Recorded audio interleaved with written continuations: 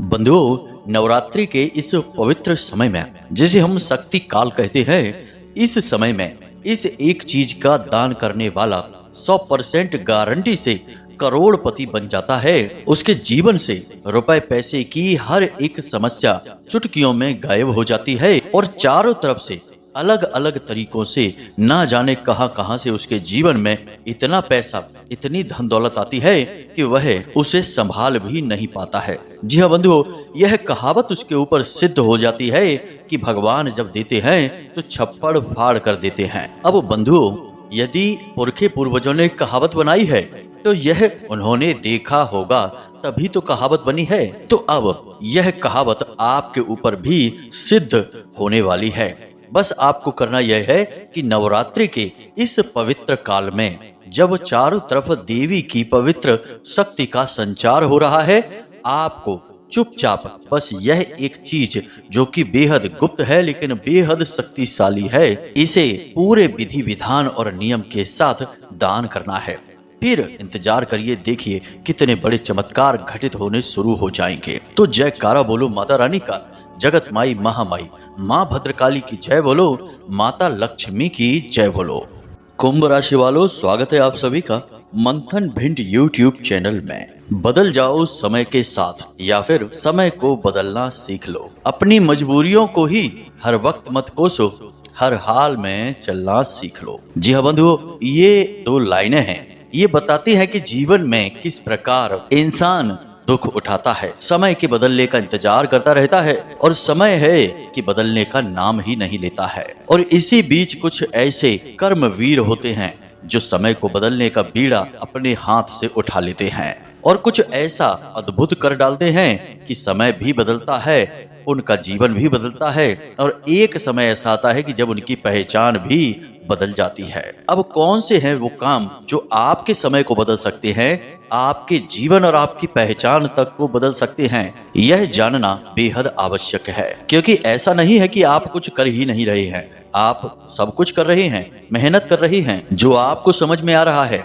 वो सब कुछ आप करते हैं, फिर भी बदलाव नहीं आ रहे हैं और आपको लगने लगता है कभी कभी ऐसा कि शायद आपके अंदर समझ ही कम पड़ जाती है, आप चीजों को समझ नहीं पा रहे हैं, कहीं ना कहीं कोई बड़ी गलती कर रहे हैं। इसीलिए पूरे काम मन से करने के बाद भी आपको सही परिणाम प्राप्त नहीं होते हैं। हर वक्त दुख, तकलीफ, असफलताएं और परेशानियां आपका पीछा करती रहती हैं। तो बंधुओं, यदि आप हमारे इन कार्यक्रमों को देखते हैं तो आपको कुछ इन बातों का अंदाजा होगा कि हम आपसे क्या कहना चाह रहे हैं।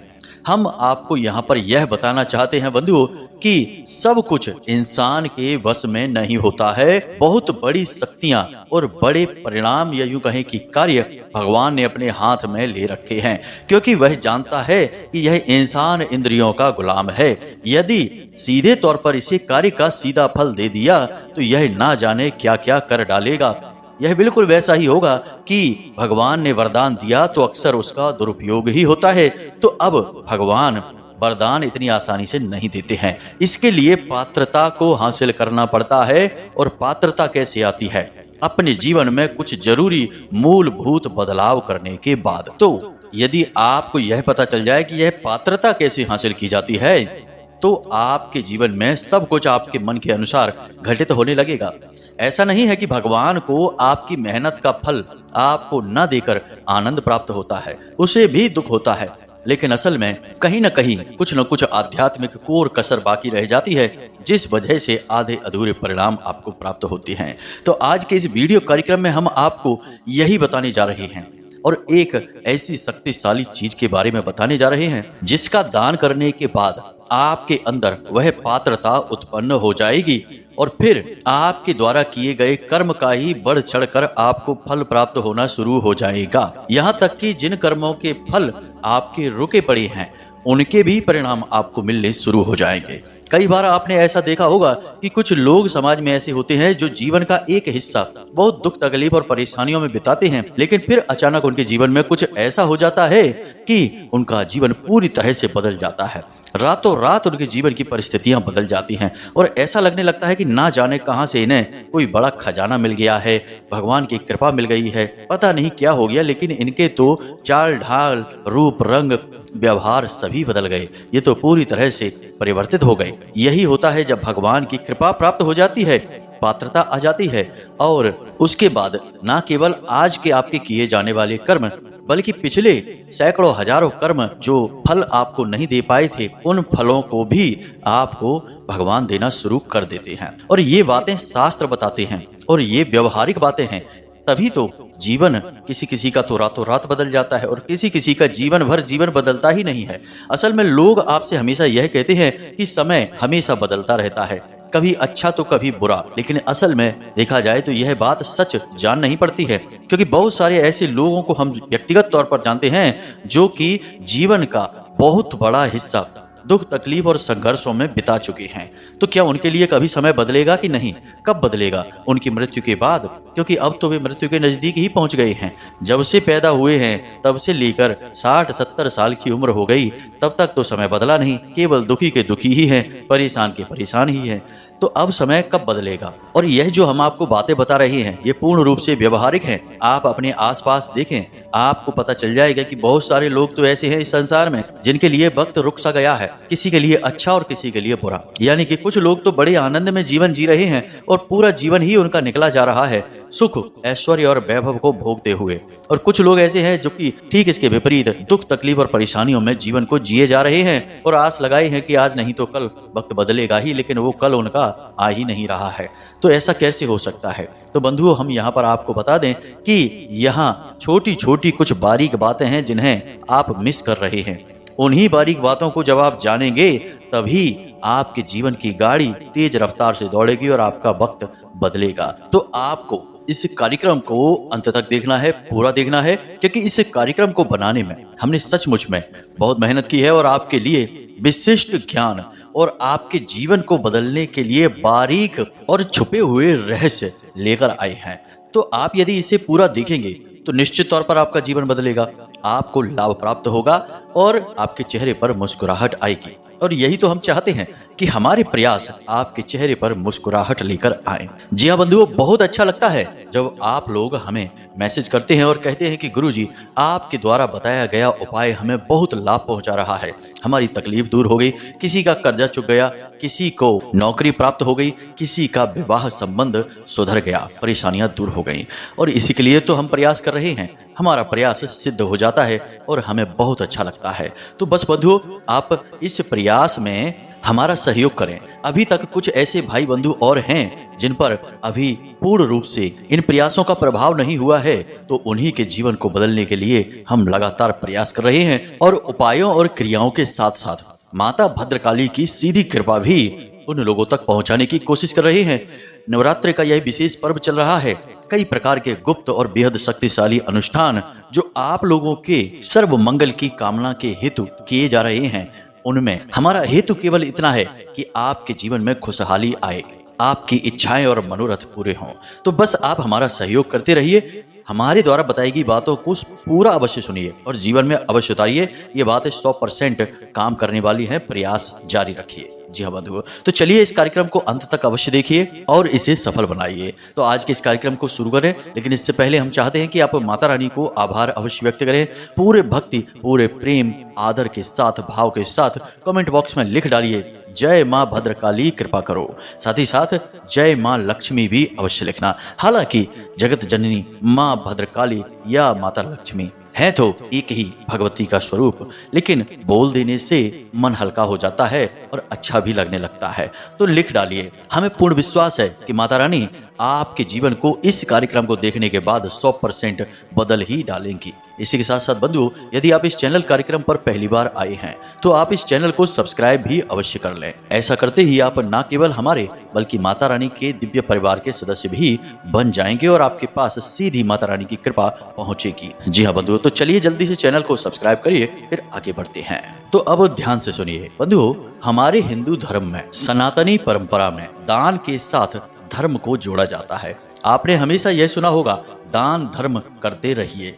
दान धर्म का सबसे अभिन्न अंग है। तो अब दान का जब इतना बड़ा धर्म के प्रति जुड़ाव है, या यूं कहें कि दान का धर्म से इतना गहरा नाता है, तो इसके विषय में आपको सारी बातें बारीकी से जानना बेहद अनिवार्य है। और यह एक ऐसा मार्ग है जो आपको न केवल जीवन बल्कि जीवन के बाद के जीवन में भी लाभ पहुंचाता है। जी हाँ बंधु, दान के कई रूप होते हैं और आज के इस कार्यक्रम में हम आपको दान के एक ऐसे अद्भुत रूप के बारे में बताने जा रहे हैं जिसे आपको इस नवरात्रि में कम से कम एक बार अवश्य करना है। जी हाँ बंधुओं, जो भी व्यक्ति इस दान को करेगा उसके ऊपर माँ भगवती की सीधी स्पष्ट कृपा पहुंचेगी ही और उसके हर एक कार्य में उसे बढ़ चढ़कर कामयाबी प्राप्त होगी ही। अब यहाँ पर कुछ लोग ऐसे होंगे जो कहेंगे कि इसमें कौन सी बड़ी बात है, दान तो सभी करते हैं, हम भी करते ही रहते हैं, समय समय पर कुछ न कुछ दान कर ही देते हैं, तो फिर हमारे जीवन में बदलाव क्यों नहीं आए। हमें तो दान करने का कोई लाभ ही समझ में नहीं आता है। उल्टा हमें तो ऐसा लगता है कि जैसे हमारा पैसा, हमारी चीजें बेकार ही चली जाती हैं। केवल धर्म के नाम पर, भगवान के नाम पर हम दान कर देते हैं, लाभ तो कुछ भी प्राप्त नहीं होता है। यानी कहने का मतलब यह है कि जो बात हम आपको बता रहे हैं दान के विषय में, उसके प्रति मन में संशय उत्पन्न होता है और होना स्वाभाविक भी है। मानव मन होने के नाते हर तरह के विचार इस मन में आते ही हैं। तो ऐसे लोगों को हम जवाब यह देना चाहेंगे कि मान लीजिए कि आप वैद्य के पास या डॉक्टर के पास जाते हैं, अपनी बीमारी बताते हैं कि मुझे बुखार है या फिर पेट में दर्द है, और डॉक्टर आपको दवा दे देते हैं। आप दवा लेकर घर आ जाते हैं और आप दवा खाना शुरू कर देते हैं, लेकिन आपको लाभ ठीक से नहीं होता, थोड़ा बहुत होता भी है, कभी कभी नुकसान भी हो जाता है। तो अब इसमें किसकी कमी है? क्या डॉक्टर की कमी है? क्या दवा की कमी है? क्या आपकी कमी है? जी नहीं, किसी की भी कमी नहीं है। कमी है तो विधि की, क्योंकि आपने विधि तो पूछी ही नहीं। हर एक दवा के साथ एक विधि होती है और दवाई क्या है? आपको कष्ट से मुक्ति दिलाने वाली एक विद्या है। अब इसे दान के परिप्रेक्ष्य में देखते हैं कि आप दान करते हैं, लेकिन आपको दान करने की सही विधि, सही संस्कार, सही नियमों का ज्ञान नहीं है, तो आपने कुछ भी कहीं भी कैसे भी दान कर दिया, तो क्या उसका आपको पूरा लाभ प्राप्त होगा? हो सकता है कि थोड़ा बहुत लाभ आपको समझ में आए, लेकिन इस भागदौड़ भरे चंचल जीवन में वे लाभ आपको समझ में ही नहीं आएंगे कि कहाँ लाभ हुआ और कहाँ नहीं हुआ। क्योंकि जब तक कुछ बड़ा परिवर्तन ना आए जीवन में, तब तक महसूस ही नहीं होता है कि किसी प्रकार का परिवर्तन हो रहा है। तो अब यहाँ पर प्रश्न यह उठता है कि यह विधि कौन सी है और इन विधियों का इतना महत्व क्यों है।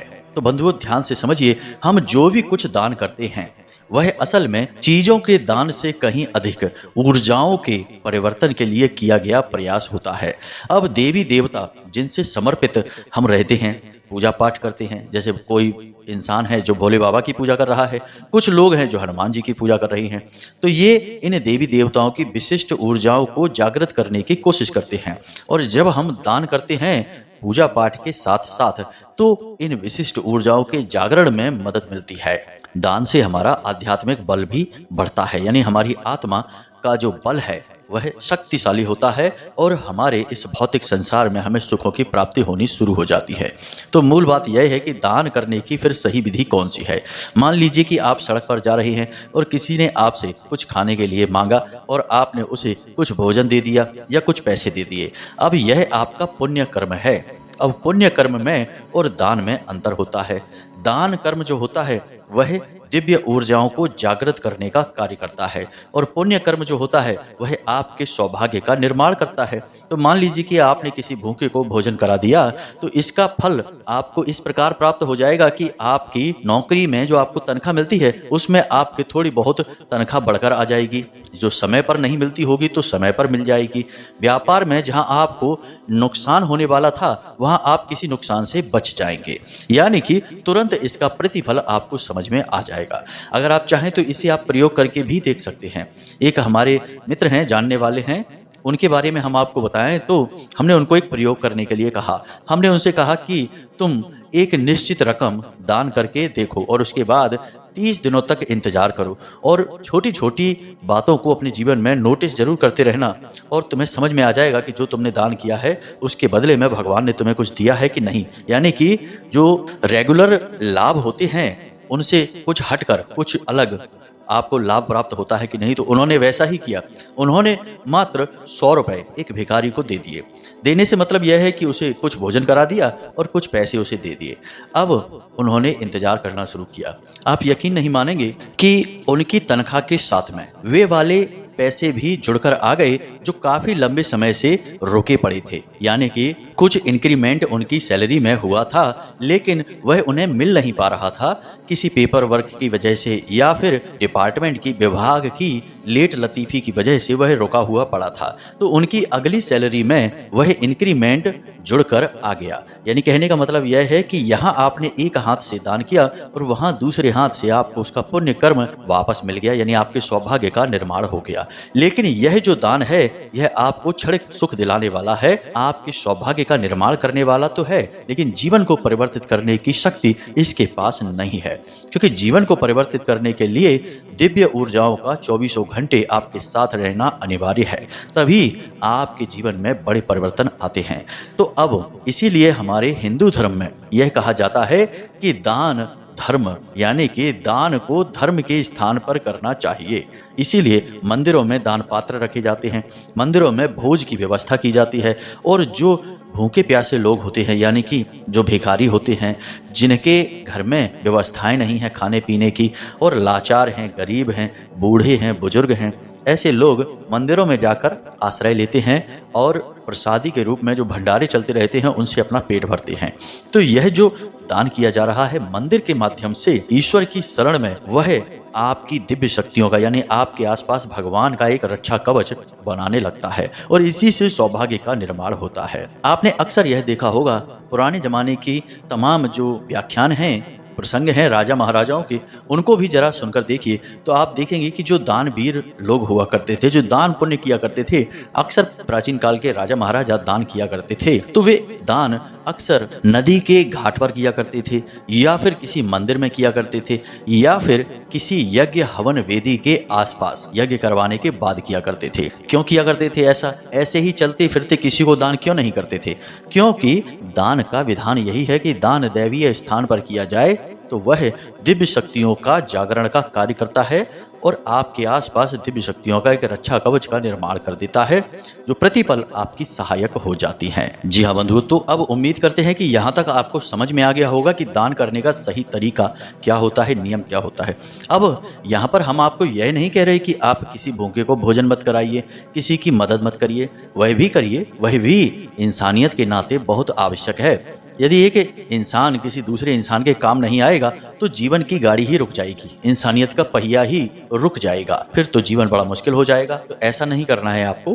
कोई आपके सामने आ जाए तो उसकी मदद करिए, वह दान भी आपके सौभाग्य का निर्माण करेगा, आपको लाभ निश्चित तौर पर प्राप्त होगा। यदि आप चाहें तो आप भी इस प्रयोग को करके देख लीजिए। किसी दिन आप जाइए कुछ खाने पीने के लिए, और आप अक्सर देखेंगे कि वहाँ पर कोई गरीब भिखारी आ ही जाता है कि हमें भी भोजन करा दो। यदि आपको ऐसा मौका लग जाए तो आप उसे भोजन करा देना और कुछ उसे पैसे दे देना। उसके बाद आप 30 दिनों तक इंतजार करना। हम आपको लिख कर दे सकते हैं कि निश्चित तौर पर आपको कुछ न कुछ ऐसा लाभ अवश्य प्राप्त होगा जिसके बारे में आपने उम्मीद नहीं की थी। कोई ऐसा काम बन जाएगा जो बहुत लंबे समय से अटका पड़ा था और आप चाहते थे कि वह बन जाए। जी हाँ बंधु, तो आप इस प्रयोग को करके देख लीजिए। साँच को आँच नहीं, प्रत्यक्ष को प्रमाण नहीं। तो यह तो सामान्य तौर पर दान के विषय में ज्ञान हो गया। अब हम आपको आज के विषय में, दान के विषय में जो ज्ञान देने जा रहे हैं उसके बारे में ध्यान से समझें। इसे आपको विशेष समय काल पर लगातार दोहराते रहना चाहिए। हमने आपको इस दान के विषय में पहले भी बताया है। यदि आप हमारे कार्यक्रमों को देखते हैं तो आपको पता चल जाएगा कि हमने इस दान के विषय में आपको पहले भी एक बार बताया है। तो इस दान का नाम होता है पंच महाभूत दान। अब कुछ लोग होते हैं जो मंदिर में जाकर दान करते भी हैं तो बस रुपए पैसे दान करके और चले आए, सोचते हैं कि बस अब हमारा काम हो गया। ऐसा नहीं है।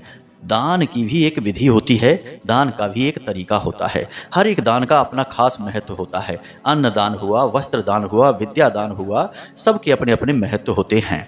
तो आपको पंच महाभूत दान करना है। पंच महाभूत दान क्या होता है? हमारी यह पूर्ण प्रकृति, हम और आप सभी 5 महाभूतों से मिलकर बने हुए हैं।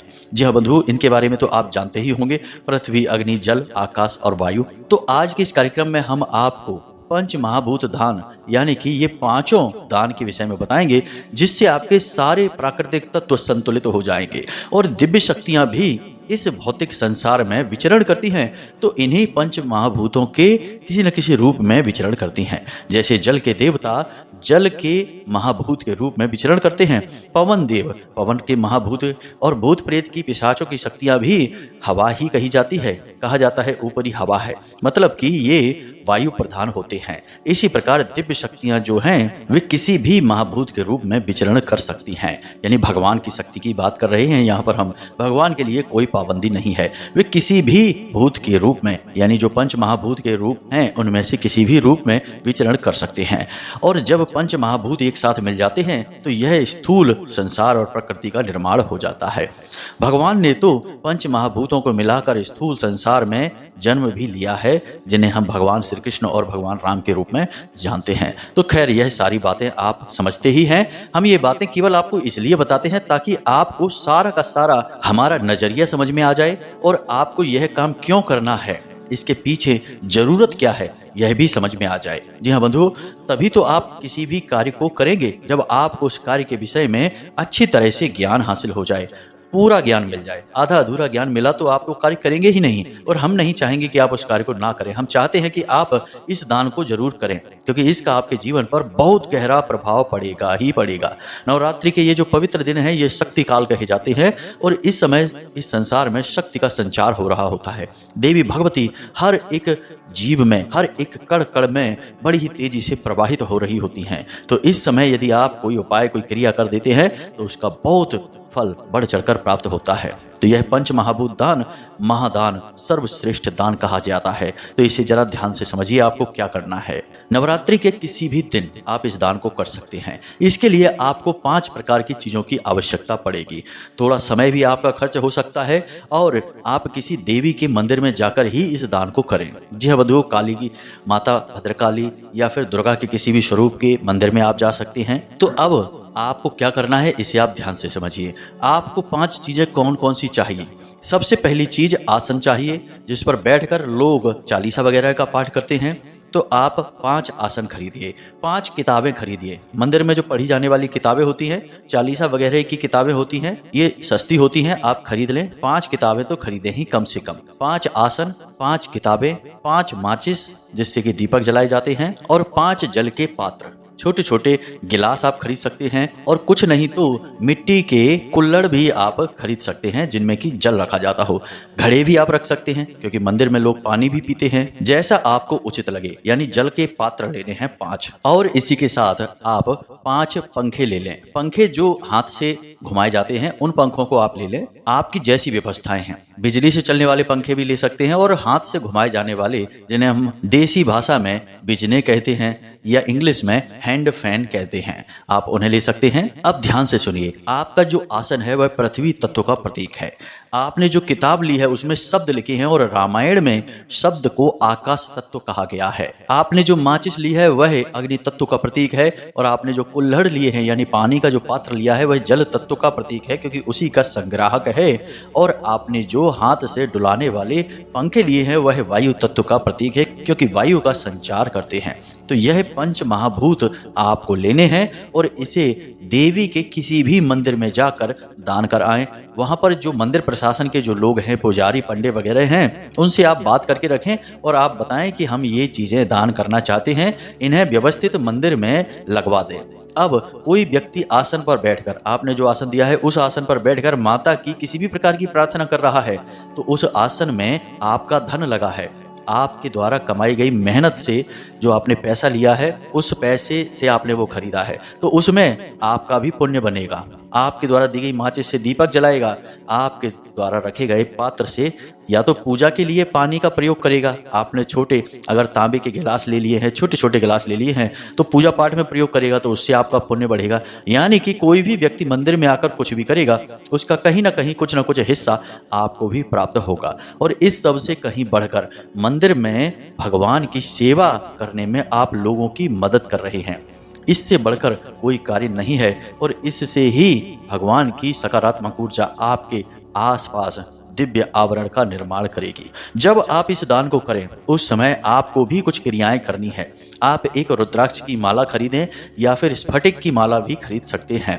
और उस दिन जिस दिन आप यह दान करेंगे मंदिर में जाकर, उसी दिन आपको मंदिर में बैठकर गाय के घी का एक दीपक जलाकर मंदिर में देवी के सामने ही बैठकर नवाड़ मंत्र की कम से कम 3 मालाएं करनी है। वैसे तो 9 मालाएं करनी चाहिए जो पूर्ण 9 देवियों को समर्पित है। नवाड़ मंत्र 9 देवियों का ही मंत्र कहा जाता है, जो नवग्रह शांति के लिए भी किया जाता है और 9 देवियों को समर्पित भी है।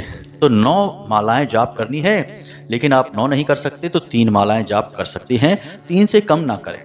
बस इतना सा आपको करना है और कुछ भी खास नहीं है। मंदिर में प्रसाद भोग वगैरह तो आप चढ़ाएंगे ही, पुष्प माता रानी को लाल रंग के चढ़ाएंगे ही, बस इतना सा आपको करना है। और आप देखेंगे कि उसी दिन से आपके जीवन में महापरिवर्तनों की शुरुआत हो जाएगी। हम गारंटी देते हैं।